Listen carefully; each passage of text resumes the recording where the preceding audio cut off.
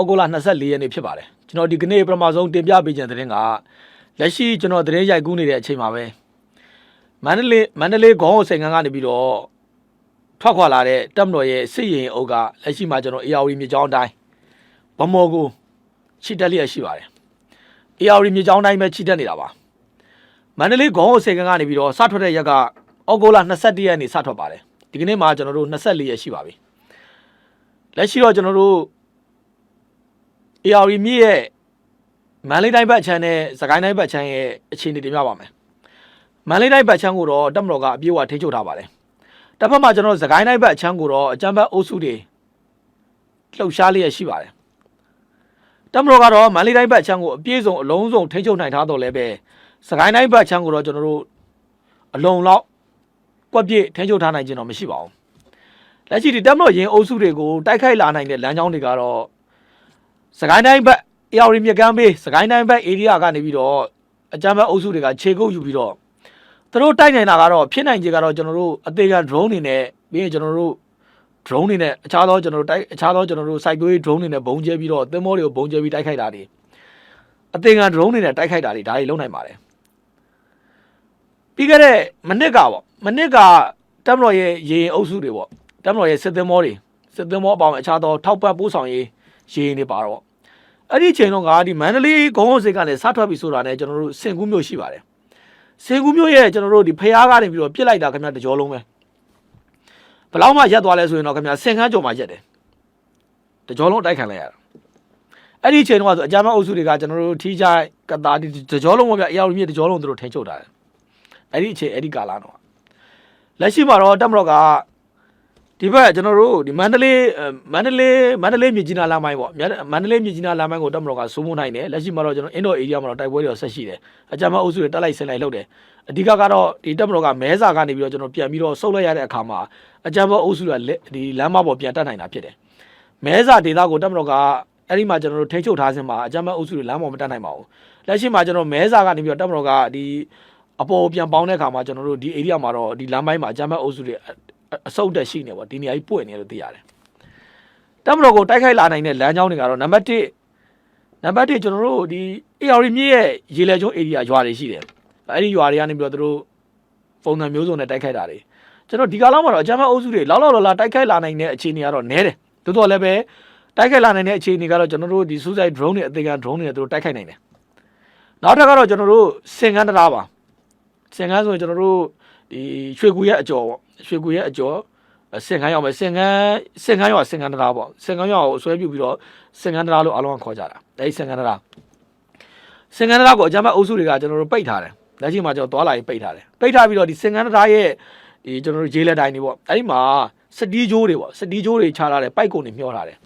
ဒီသတင်းနဲ့ပတ်သက်ပြီးတော့ကျွန်တော်တို့ဒီစစ်သမောတွေမလာမီကာလတွေကကျွန်တော်တင်ပြခဲ့ပြီးဖြစ်တယ်ပြီးခဲ့တဲ့ရက်ကဆိုရင်ဒီရွှေကူတကြောမှာရှိတဲ့ Starlink သုံးတဲ့သူတွေကို KIA ကသူတို့လက်ထဲကိုလာဖို့ Starlink နဲ့အားလုံးသုံးစွဲခွင့်မရှိဘူးဆိုတော့ Starlink ကိုလိုက်သိမ်းနေတယ်။တိုးတော်လည်းပဲကျွန်တော်တို့အဲ့ဒီဒေသမှာရှိတဲ့ကျွန်တော်မိတ်ဆွေတွေအဆက်အသွယ်ရပါတယ်။အဲ့တော့သူတို့ဘေးရွာမှာနေတဲ့ဘေးရွာမှာနေကျွန်တော်နောက်မှတီးကြတင်ပြမယ်။အခုတော့မတင်ပြသေးဘူး။အကြမ်းဖက်အုပ်စုထပ်ပြီးတိုက်ခိုက်နေတဲ့နေရာကမြေကျင်းတွေပါ။အဲ့တော့မြေကျင်းတွေမှာတိုက်ခိုက်နိုင်တယ်။သူတို့တိုက်ခိုက်လာနိုင်တဲ့လမ်းကြောင်းကနံပါတ်1သူတို့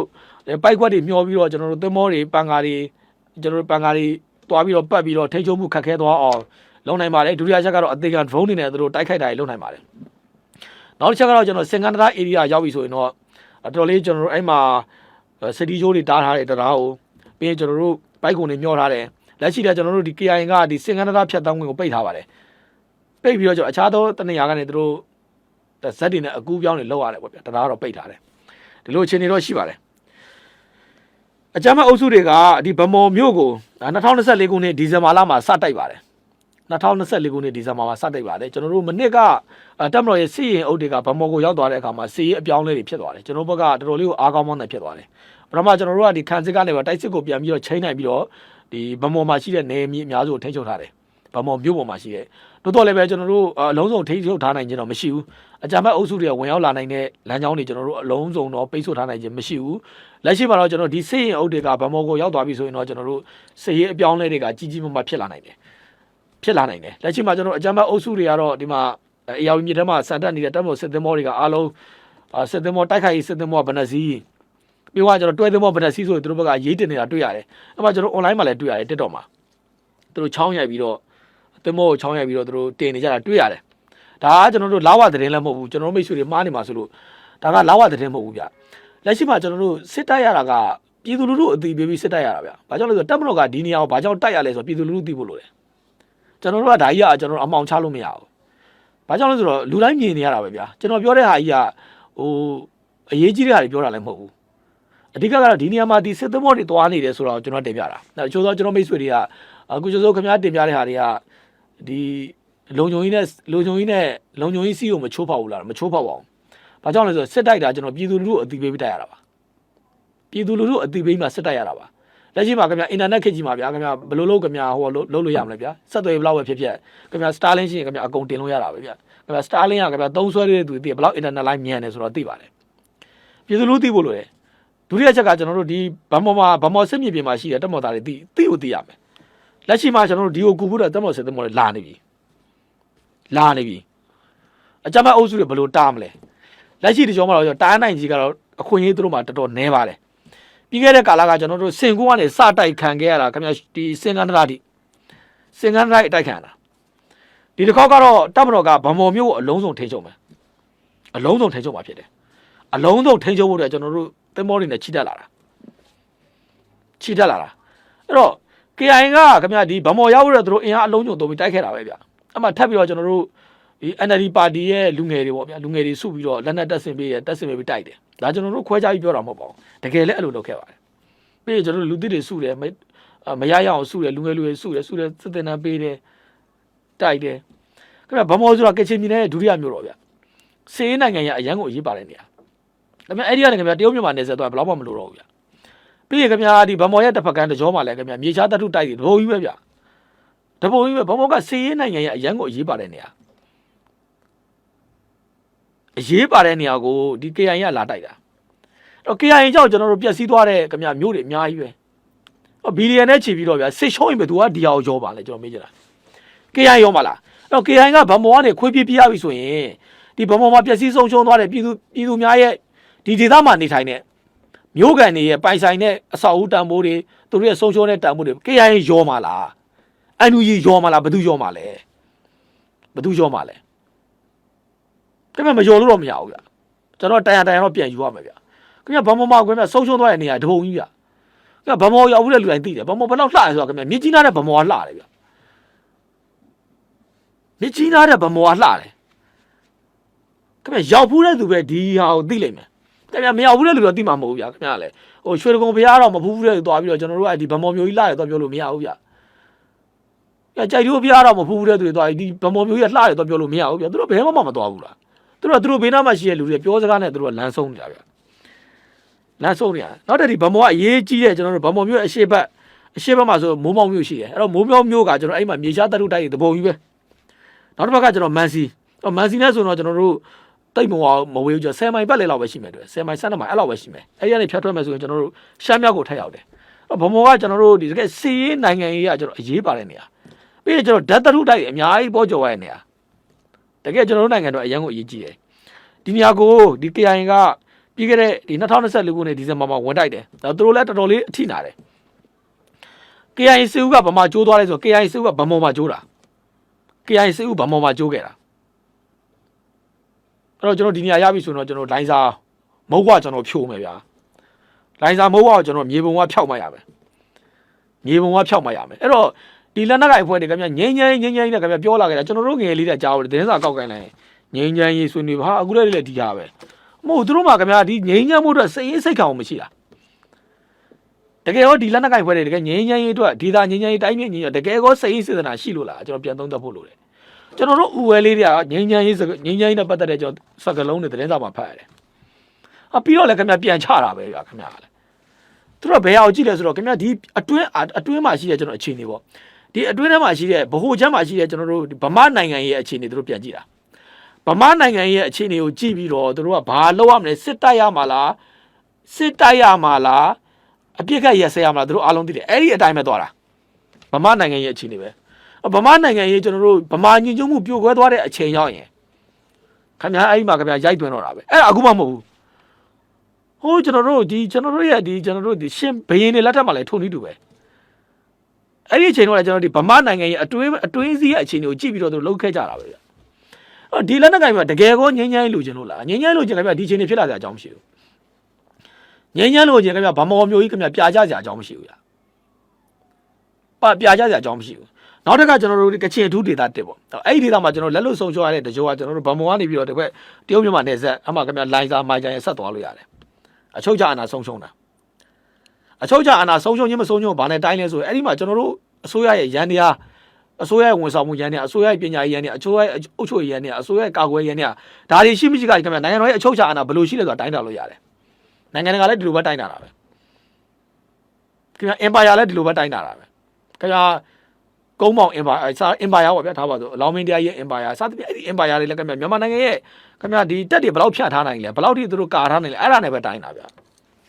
အဲ့ဒါနဲ့ပဲတိုင်းတာအချုပ်ချအာဏာဆိုအဲ့ဒါနဲ့ပဲတိုင်းတာကျွန်တော်တို့ရဲ့အချုပ်ချအာဏာနိုင်ငံတော်ရဲ့အချုပ်ချအာဏာကျွန်တော်တို့ရဲ့အချုပ်ချအာဏာရဖို့တော့ကျွန်တော်တိုက်ရမှာပဲဗျာတိုက်ရမှာပဲဒါဆိုကျွန်တော်တို့တမိုင်းပေးတောင်းဝင်ဗျာတိုက်ရမှာပဲတော့ KIA ခင်ဗျတကယ်ပဲငြိမ်းချမ်းပြီးတော့တကယ်ပဲစိတ်ရင်းစေတနာရှိသလားခင်ဗျကျွန်တော်ငယ်လေးတဲ့ဗျာခင်ဗျာလည်းဒီကောင်လေးတိုက်လာခဲ့တာယနေ့ထိပဲခင်ဗျအဲ့မှာဖားကန်တကြောလည်းကုန်ပြီခင်ဗျကြောက်စိမ့်နေတူးနေတာလက်ရှိခင်ဗျကြောက်စိမ့်ပြီးတော့နောက်တက်ခင်ဗျဟိုခစ်စနေရဲ့လိုအပ်ချက်ရပေါ်ပေါက်လာတဲ့ခင်ဗျမြေရှားထတ်တူးနေပြီစတူးနေအခုကစတူးနေတာပေါ့ကျွန်တော်ဆုံးရှုံးခံလို့မရဘူးဒီရတဲ့ကျွန်တော်တိုင်းပြည်တိဆောက်ရေးတော့မှကျွန်တော်အများကြီးသုံးအောင်ပဲဗျအဲ့မှာလက်ရှိခင်ဗျကချင်ထူးဒေတာတက်အဲ့ဒီကြောလုံးပါသွားတယ်ဒါမှမကျွန်တော်ဗမော်မနဲ့အပေါ်ပါသွားတယ်ပြီးကျွန်တော်အတွင်းပိုင်းအဲ့မှာပင်လယ်ဘူးအဲ့မှာရွှေတူးတော့ခင်ဗျပတ်လေကိုကျန်းလို့ဗမောက်ဒီအကြမ်းမဲ့အုပ်စုတွေဝင်ရောက်လာတဲ့နေတူခင်ဗျတဘာဝပုံဝင်ကြီးအလိုလိုပြည့်စည်ပြီးသားပဲအဲ့ဒီတဘာဝပုံဝင်ကြီးပြည့်စည်မှာဘယ်ဒီခံလဲဆိုခင်ဗျအေယောတိုင်းသားတွေအကုန်ခံရတယ်ခင်ဗျဒီအေယောရင်းမြစ်အထက်ပိုင်းမှာရွှေတူးတဲ့တဘာဝပုံဝင်ကြီးပြည့်စည်မှုကအဲ့ဒီဒေသတွေခံရတာမဟုတ်ဘူးအေယောတိုင်းမှာကြီးတိုင်းသူတိုင်းသားတွေအားလုံးခံရတယ်ရေကြီးနှမြုံမှုတွေရေကြီးချမ်းမှုတွေအဲ့ဒီကလာတာတဘာဝပုံဝင်ကြီးပြည့်စည်ပြီးတော့လာတဲ့ဟာတွေပဲလာတဲ့ဟာတွေပဲကျွန်တော်အကုန်လုံးဂွင်းဆက်နေပဲဗျအဲ့ဒီသတင်းပြန်ချုပ်ချင်တာကကျွန်တော်တို့ဒီတပ်မတော်ရဲ့စစ်ရေရင်အုပ်တွေကမန္တလေးခေါင်းစိတ်ကနေပြီးတော့ကျွန်တော်ဗမော်ဆက်တက်နေပြီဗမော်တက်နေပြီအဲ့မှာအကြမ်းဖက်အုပ်စုတွေဒီကမှာဒီကနေ့မနက်ပိုင်းမှာသူတို့ drone fight ထွက်လာတယ်အသင်္ကန်းဒုံးနဲ့တင်မောတိုက်တယ်ပေါ့တင်မောကတော့ပျက်စီးမှုမရှိပါဘူးတင်မောတော့ပျက်စီးမှုမရှိဘူးအော်ဒါတွေကဆက်လာလိမ့်မယ်ဘာကြောင့်လဲဆိုအကြမ်းဖက်အုပ်စုတွေကတင်မောကျွန်တော်တို့မျက်နှာချင်းဆိုင်ပြီးတော့ကျွန်တော်တိုက်လို့မရပါဘူးမတိုက်နိုင်ပါဘူးပြီးလည်းပဲခင်ဗျာဒီတပ်မတော်ကကျွန်တော်တို့ဒီ fighter တွေပေါ့ fighter တွေရဲရင်တွေကလည်းဒီတင်မောသွားမဲ့ဘေးပညာတောက်လျှောက်ရှင်းပြီးတော့ကျွန်တော်တို့သွားနေပါတယ်ကျွန်တော်မကြခင်ရပိုင်းမှာခင်ဗျာဗမော်ရောက်ပါလိမ့်မယ်အဲ့တော့ဘယ်လောက်မောင်းအောင်မလဲဗျာခင်ဗျာမတကာမောင်းက15ရက်အရက်20ပေါ့ဗျာဒီကာလပါပဲ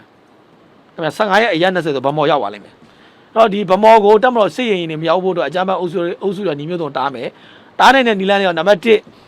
တ်1သူတို့ဟာလာလက်ရှိမှာသူတို့ထွင်နေတာရှိတယ်ဟိုအသေးက speed boat လေးတွေပေါ့ယူကရိန်းကကျွန်တော်ရုရှားကိုတိုက်တယ်လို့ပေါ့သူတို့ speed boat လေးတွေလှုပ်လာကြတယ်speed boat နဲ့မောင်းမယ်တမောတွေထိုးခွဲမယ်ပေါ့သူဒါလေးတွေတော့သူပြင်ဆင်နေတာတွေ့ရတယ်ဒုတိယချက်ကကျွန်တော် drone fight ပေါ့အဲ့တော့ဒီအသင်္ကန်း drone ပေါ့ဗျာအသင်္ကန်း drone နဲ့တိုက်တာတယ်နံပါတ်3ကတော့ကျွန်တော်တို့ဒီစင်ကန်းတရားအပေါ်ရဲ့အောက်ရဲ့ဆိုရင်အဲ့မှာကျွန်တော်တို့ steel joint နဲ့ကျွန်တော်တို့ဒီသမောတွေကိုတားဆီးတာတွေပိုက်ကုန်နဲ့တားဆီးတာတွေလုပ်မယ်သမောတွေကတော့ကျွန်တော်ဗမော်ကြောက်မယ်ကြာကျင်ကတော့ကျွန်တော်တို့ခံမှန်းပေါ့ဗျာ15ရက်20ပေါ့ဗျာ15ရက်20ပေါ့ကျွန်တော်တို့လိုင်းစာမှာရှိတဲ့ KIA ရဲ့မုတ်ကိုကျွန်တော်ပတ်ဖိုးနဲ့သွားဖြုံမယ်ကျွန်တော်တို့ရဲ့မြေပေါ်မှာထားလို့မရဘူးပတ်ဖိုးနဲ့သွားဖြုံမယ်အဲ့မြန်မာကျွန်တော်တို့ဒီတိုက်ပွဲတွင်းမှာဗမော်တိုက်ပွဲတွင်းမှာကျွန်တော်ကြာဆုံးသွားတဲ့တပ်မော်သားတွေကိုကျွန်တော်အဲ့မှာဂုံပြုမယ်အဲ့ဒီမှာကျွန်တော်ဂုံပြုမယ်ဖြိုမရမယ်ဗျငိမ့်ငိမ့်မလို့ကျင်တဲ့အဖွဲ့ကျွန်တော်တို့ဘာလို့ဆက်ပြီးတော့ခင်ဗျားလည်းကဘာတီတွေဆက်ဆွဲခေါ်မှာလဲဗျငိမ့်ငိမ့်လို့ကျင်တာမှမဟုတ်ဗျဒီအဖွဲ့ပေါ်တာကြားလာနေပြီကျွန်တော်မမွေးခင်တာပေါ်နေတာတကယ်စိတ်ရင်းစစ်သားမှန်ဒီလိုချင်းတွေရောက်လာစရာအကြောင်းမရှိတာနောက်ထပ်သင်္ဘောဆိုင်တင်ပြပေးချင်ပါတယ်ဒါကတော့အိန္ဒိယရေပိုင်တဲ့အတွင်းမှာမြန်မာသင်္ဘောသားတွေလိုက်ပါလာတဲ့သင်္ဘောတစ်စီးပေါ့ကုန်တင်သင်္ဘောတစ်စီးနမြုပ်မှုဖြစ်ပေါ်ခဲ့တယ်ဒါနဲ့ပတ်သက်ပြီးတော့အိန္ဒိယမီဒီယာတွေကလည်းကျွန်တော်ဝေဝေးဆက်ဆက်ဖော်ပြနေတယ်ဖြစ်စဉ်ကကျွန်တော်ဩဂုတ်လ22ရက်နေ့ကနမြုပ်ပါတယ်တဲ့အိန္ဒိယနိုင်ငံအော်ရီဒါပြည်နယ်စိတ်ကန်းကနေပြီးတော့ကျွန်တော်တိုင်ရိုင်းနေတင်ဆောင်ပြီးတော့ဟိုထွက်တယ်ကျွန်တော်တို့ဒီတရုတ်ဘက်ကိုသွားတယ်စထွက်တာကအိန္ဒိယနိုင်ငံအော်ရီဒါပြည်နယ်ပါရာဒစ်ရေနက်စိတ်ကန်းပေါ့ဗျာဒါသူတို့ရဲ့စက်ကလုံးများကျွန်တော်တို့ဒီအိန္ဒိယနာမည်ရကျွန်တော်အခေါ်အနေနဲ့လွှဲနိုင်ပါတယ်အဲ့ဒီစိတ်ကန်းကနေပြီးတော့ကျွန်တော်တိုင်ရိုင်းနေတင်ပြီးတော့ကျွန်တော်တို့ဟိုထွက်တယ်တရုတ်ဘက်ကိုထွက်တယ်ထွက်ပြီးတဲ့နောက်ပိုင်းမှာကျွန်တော်တို့ဒါသင်္ဘောနှိမ့်မြုပ်ဖြစ်ပေါ်ခဲ့တယ်စိတ်ကန်းနဲ့ဆိုရင်ကျွန်တော်တို့ရေမိုင် မိုင်230အကွာမှာတဲ့နေမျိုးမှုအဆက်အသွယ်ပြတ်သွားတယ်ပေါ့ဗျာသူတို့အကူကြီးတောင်းတယ်ပေါ့အကူကြီးတောင်းတယ်အဲ့မှာအဆက်အသွယ်ပြတ်သွားတယ်ပေါ့လက်ရှိမှာတော့ကျွန်တော်တို့သင်္ဘောသား2ဦးကိုတော့အသက်ရှင်လျက်ကယ်ဆယ်နိုင်ခဲ့တယ်ပြီးတော့ကျွန်တော်22ဦးကတော့ပျောက်ဆုံးနေတယ်အားလုံးကျွန်တော်သင်္ဘောပေါ်မှာအားလုံးလူပေါင်းက24ဦးလိုက်ပါလာတယ်24ဦးလိုက်ပါလာတယ်2ယောက်ကတော့ကျွန်တော်တို့လက်ရှိမှာကျွန်တော်တို့ဒီအိန္ဒိယကျော်ကမ်းစီဆောင်တက်ကကျွန်တော်တို့ကယ်ဆယ်နိုင်ခဲ့တယ်ပြန်ကျွန်တော်တို့ဒီကယ်ဆယ်လို့မရသေးတာကအားလုံးလူပေါင်း22ယောက်ကျန်သေးတယ်အဲ့ဒီမှာက22ယောက်အထွေမှာကမြန်မာနိုင်ငံသားက3ဦးပါတယ်ဘင်္ဂလားဒေ့ရှ်နိုင်ငံသား2ဦးကျန်တာကကျွန်တော်တရုတ်နိုင်ငံသားတွေပဲလို့ဖော်ပြထားတယ်ဒါတော့ကျွန်တော်တို့အဲ့ဒီရဲ့အခြေအနေပေါ့တင်မောရဲ့အရှည်ကကျွန်တော်တို့အရှည်မီတာက225မီတာအရှည်ရှိပါတယ်အကျယ်က32.26မီတာရှိပါတယ်ကုန်တင်သမောအမျိုးအစားဖြစ်ပါတယ်တဲ့ဒီသမောကိုစတင်တည်ဆောက်ခဲ့တဲ့နှစ်က1998ခုနှစ်မှာစပြီးတော့ကျွန်တော်တို့1998ခုနှစ်မှာတည်ဆောက်ခဲ့တဲ့သမောဖြစ်တယ်လို့ကျွန်တော်သမောမှာရေးထားတယ်ဒါကျွန်တော်တို့သမောရဲ့မှတ်တမ်းမှာကျွန်တော်တို့ဒီမှာကျွန်တော်မြန်မာနိုင်ငံသားတွေမြန်မာနိုင်ငံသား3ဦးပါသွားပါတယ်ကျွန်တော်တို့အသက်ရှင်လျက်ကယ်ဆယ်နိုင်ပါစေလို့ကျွန်တော်တို့ဆုတောင်းပါတယ်ဒါကျွန်တော်တို့ရဲ့နိုင်ငံသားတွေပါတော်သူခင်ဗျာမြည်သည့်ဘာသာကိုးကွယ်နေပါသေးဒါကျွန်တော်တို့ရဲ့နိုင်ငံသားတွေပါကျွန်တော်တို့ရဲ့နိုင်ငံသားတွေပါကျွန်တော်တို့ကမုန်းတာကအကြမ်းဖက်ကိုပဲမုန်းတာပါကျွန်တော်တို့ရခိုင်ကိုကျွန်တော်တို့မမုန်းဒါကျွန်တော်တို့ရဲ့သွေးသားတွေကျွန်တော်တို့ရဲ့သွေးသားတွေကျွန်တော်တို့ကချင်မမုန်းကချင်မှာကျွန်တော်မျိုးနွယ်စုတွေအများကြီးပဲအဲ့ဒီအပေါင်းပြီးမှကချင်ဖြစ်လာတာဟုတ်အဲ့ဒီအမီနာမပြဿနာတွေကြောင့်ပဲဒီအမီနာမကိုဒီအစွဲပြုပြီးတော့ကျွန်တော်တို့ဒီအကြမ်းဖက်အုပ်စုတွေနားလဲပါရိုက်နေတာခင်ဗျာစဉ်းစားကြည့်ခင်ဗျာတို့လုပ်ကြည့်ပါလားလက်ရှိခင်ဗျာဥပမာအဖြစ်ခင်ဗျာတို့ဒီသတင်းတွေတော့မဆိုင်ဆက်ပြီးတော့တွေးလို့ရအောင် KIA ပေါ့ဗျာ KIA ကိုကချင်ပြည်နယ်သူကကချင်ပြည်နယ်လွတ်မြောက်ရေးဘာညာပေါ့ဗျာဒီလိုလုပ်တာပေါ့ဒီကချင်ပြည်နယ်လွတ်မြောက်ရေးဆိုခင်ဗျာအဲ့ကချင်မျိုးနွယ်စုကချင်ပြည်နယ်လို့သတ်မှတ်ထားတဲ့အောက်မှာမျိုးနွယ်စုတွေအများကြီးပဲအဲ့မျိုးနွယ်စုတွေပေါင်းရောမှဒီကချင်ဆိုတာဖြစ်လာတာဗျာတဘောကတကယ်တော့ခင်ဗျာဒီ KIA ကိုဥဆောင်နေတာကဂျိန်းဘောတွေဥဆောင်နေတာအဲ့သူတို့ရေးရမှာကဂျိန်းဘောလွတ်မြောက်ရေးသူအဲ့လိုရေးရမှာအဲ့လိုမရေးဘဲနဲ့သူကလှုပ်ရှားလိုက်တာခင်ဗျာဒီကချင်ပြည်နယ်လွတ်မြောက်ရေးတွေဟိုကလွတ်မြောက်ရေးဒီလွတ်မြောက်ရေးဖြစ်လာပြန်ရောဗျာအဲ့လိုတော့ရှိတယ်ဗျာကျွန်တော်တို့ကမုန်းတယ်ဆိုတာကကချင်ပြည်နယ်ကချင်တိုင်းသားတွေကျွန်တော်မမုန်းအားလုံးကကျွန်တော်တို့တွေးရင်းနေပဲဒီနိုင်ငံကိုကျွန်တော်တို့မှလည်းဒီနိုင်ငံကိုကာကွယ်ဆောက်ရှောက်ဖို့ကျွန်တော်တို့မှတာဝန်ရှိသလိုပါပဲဒီနိုင်ငံသားတွေမှလည်းတာဝန်ရှိပါတယ်လက်ရှိခင်ဗျာတရုတ်မြန်မာနယ်စပ်မှာရှိတဲ့ကျွန်တော်တို့ရဲ့တိုင်းသားတွေရှိနေလို့ကျွန်တော်တို့ရဲ့မြေပုံကမပဲ့တာဒီကျွန်တော်တို့ဒီရခိုင်ပြည်နယ်မြောက်ပိုင်းဘင်္ဂလားဒေ့ရှ်မြန်မာနယ်စပ်မှာရှိနေတဲ့ကျွန်တော်တို့ရဲ့တိုင်းသားတွေပေါ့ဗျာကျွန်တော်တို့ရဲ့တိုင်းသားတွေရှိနေလို့ကျွန်တော်တို့ရဲ့မြေပုံတွေမပဲ့တာဒေသမှာရှိတဲ့တိုင်းသားတွေကဒီနိုင်ငံရဲ့ခြံစည်းရိုးပဲဗျာတိတ်အရေးကြီးတာဗျာအချို့သောကမ္ဘာအချို့သောနိုင်ငံတွေပေါ့ဗျာချမ်းသာတဲ့နိုင်ငံတွေဆိုရင်ဘာလုပ်လဲဆိုတော့အဲ့ဒီနယ်ကြားတွေမှာသူတို့ကဒီအပန်းပစ်စကန်တွေဖွင့်တာအပန်းပစ်စကန်တွေဖွင့်တယ်အဲ့မှာရှိတဲ့တိုင်းသားတွေသူတို့ကသူတို့ရဲ့ဘဝတွေကိုမြင့်တင်ပေးတယ်ဘာကြောင့်လဲဆိုတော့ကျွန်တော်တို့အပေါ်ကနေပြီးတော့ဘိုးအာနာရဲ့ဘိုးဇက်ကဒီဘက်မှာအလန်းဝေးတဲ့နေရာတွေမှာဒီ area ကိုကာကွယ်ဖို့အတွက်ဒီဒေသခံတွေကဥစွာကာကွယ်ရတာ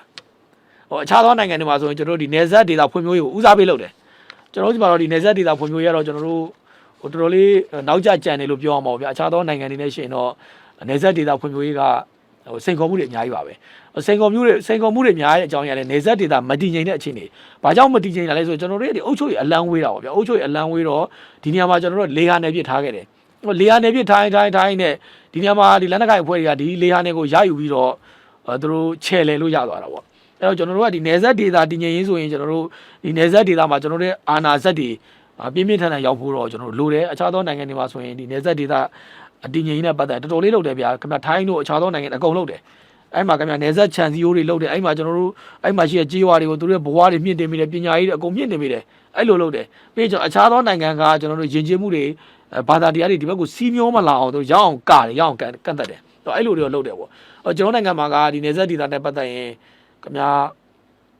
ကြည့်လိုက်အခြားသောတစ်ဖက်နိုင်ငံရဲ့ငွေကြေးပဲသုံးစွဲကြတာပဲဒါတော့ကျွန်တော်ဝန်နေဖို့ကောင်းတယ်အများကြီးပေါ့ဗျာလောရမယ့်ဟာတွေအများကြီးပေါ့ဟောဒီသတင်းပြတ်ချုပ်ချင်တာကကျွန်တော်တို့ဒီအိန္ဒိယရဲ့ရေပိုင်တဲ့အတွင်းမှာမြန်မာသင်္ဘောသားတွေလိုက်ပါလာတဲ့ဒီကုန်တင်သင်္ဘောတစ်စီးကနင်းမြုပ်သွားတယ်နင်းမြုပ်တဲ့ရက်ကကျွန်တော်အောက်တိုဘာ22ရက်နေ့ကနင်းမြုပ်တယ်လို့အိန္ဒိယဘက်ကသတင်းတွေကတော့ဖော်ပြထားတယ်ဒီသင်္ဘောကအိန္ဒိယနိုင်ငံအော်ရီဒါပြည်နယ်မှာရှိတဲ့ပါရာဒစ်ရေနက်စိတ်ကန်းကနေပြီးတော့ဒီတန်ရိုင်းတွေတင်ပြီးတော့တရုတ်ဘက်ကိုထွက်တယ်ဒီရေမိုင်230ခန့်အကွာမှာသင်္ဘောနဲ့ကျွန်တော်တို့အဆက်အသွယ်ပြတ်တယ်အဆက်အသွယ်ပြတ်ပြီးတဲ့နောက်ပိုင်းမှာဒီသင်္ဘောမှာပါလာတဲ့ဒီတရုတ်နိုင်ငံသား2ယောက်ကိုတော့အိန္ဒိယအာဏာပိုင်တွေကကယ်ဆယ်နိုင်ခဲ့တယ်ထပ်ပြီးတော့ကျွန်တော်ရှာဖွေနေတာကအားလုံးကကျွန်တော်တို့ဒီ22ယောက်ရှာလို့မရသေးဘူးသူကတော့ဒီကုညီကယ်ဆယ်ရေးနဲ့ပတ်သက်ရင်သူတို့မှာဒီအချိန်ရှိတယ်ဗျဘယ်အချိန်နဲ့ဘယ်အချိန်တွင်းဆိုတော့ဒီအသက်ရှင်ဖို့အချိန်တွေရှိတယ် ဘယ်ချင်းနဲ့ဘယ်ချင်းတို့အသက်ရှင်ဖို့အခြေအနေမပေးတော့ဘူးဒီသတ်မှတ်ချက်တွေတော့ရှိတယ်ကျွန်တော်တို့ကတော့ဟောပြန်တွေ့ပါစီလို့ပဲကျွန်တော်တို့ဆုတောင်းပါတယ်ဒီသမောနေမျိုးမှုမှာမြန်မာနိုင်ငံသားအားလုံးကကျွန်တော်တို့3ယောက်ပါပါတယ်ဘင်္ဂလားဒေ့ရှ်နိုင်ငံသား2ဦးပါကျွန်တော်ကတော့ဒီတရုတ်နိုင်ငံသားတွေဖြစ်တယ်လို့တော့အိန္ဒိယမီဒီယာတွေမှာဖော်ပြထားတာတွေ့ရပါတယ်နောက်ထပ်သင်ဖို့ဆက်ပြီးတင်ပြပေးချင်ပါတယ်ဒါတော့မင်းတို့မျိုးမသည်ရခိုင်ရိုးမစီတို့ပေါ့ဗျာဒီအပိုင်းမှာအကြမ်းဖက်မီဒီယာတွေပေါ့အကြမ်းဖက်မီဒီယာတွေမှာဝေးစားမြေးနေတာတွေ့ရတယ်အဲ့ဒါကတက်မတော်ရဲ့ကျွန်တော်ရင်နှန်းပေါ့ဗျာတက်မတော်ရဲ့ရင်နှန်းတွေကမင်းတို့မျိုးဘက်ကိုဥတီနေတယ်ပေါ့အဲ့လိုတွေသူတို့ဓာတ်ပုံတွေနဲ့ဖော်ပြနေတာတွေ့ရတယ်လို့ပါပဲတချို့ကတော့ဒီရခိုင်ပြည်နယ်နဲ့မကွေးတိုင်းရဲ့အဆက်ပေါ့ဗျာဒီမင်းတို့မျိုးဧရိယာတွေကိုတက်မတော်ရဲ့အင်အား3000ကနေပြီးတော့9000ခန့်ရောက်နေပြီလို့သူတို့ဘက်ကဖော်ပြနေတယ်ဒါသူတို့ဘက်ကဖော်ပြချက်ပါကျွန်တော်တို့ဘက်ကဖော်ပြချက်မဟုတ်ပါဘူး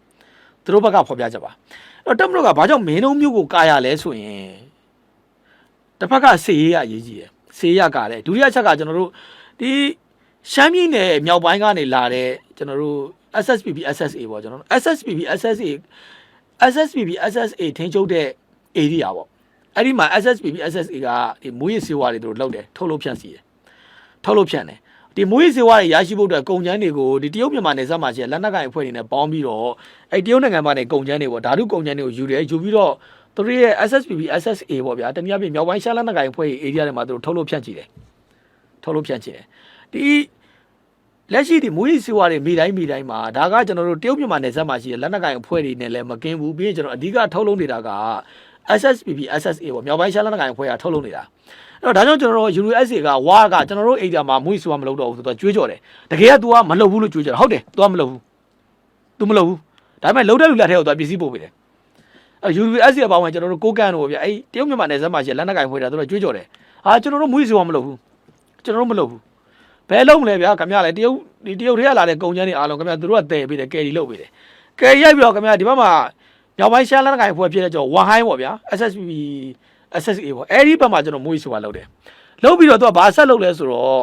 ့ဒီ SSPP SSA ရဲ့သူရဲ့မဟာမိတ်အဖွဲ့တွေပေါ့ဗျာဒီခုန TNL တို့ MMDA တို့ USA တို့ NDA တို့ပြီးရင်ကျွန်တော် MMDA တို့ KI တို့စသဖြင့်ပေါ့ဗျာဒီလက်နက်ကိုင်အဖွဲ့တွေကဒီမြောက်ပိုင်းရှမ်းလက်နက်ကိုင်အဖွဲ့ရဲ့မဟာမိတ်အဖွဲ့တွေပဲအဲ့တော့သူကဒီရှမ်းမြောက်ဝမ်ဟိုင်းမှာတော့မွေးစေဝါထုတ်လုပ်တယ်ထုတ်လုပ်ပြီးတော့သူတို့က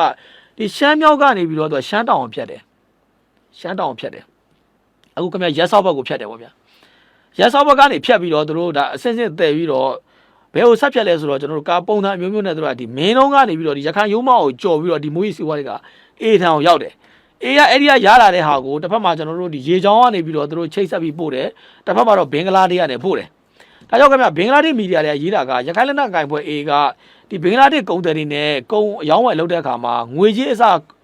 ဒီမွေးစေဝါတွေပေးပြီးတော့ကုန်ဖလဲနေတယ်လို့ဖော်ပြထားတယ်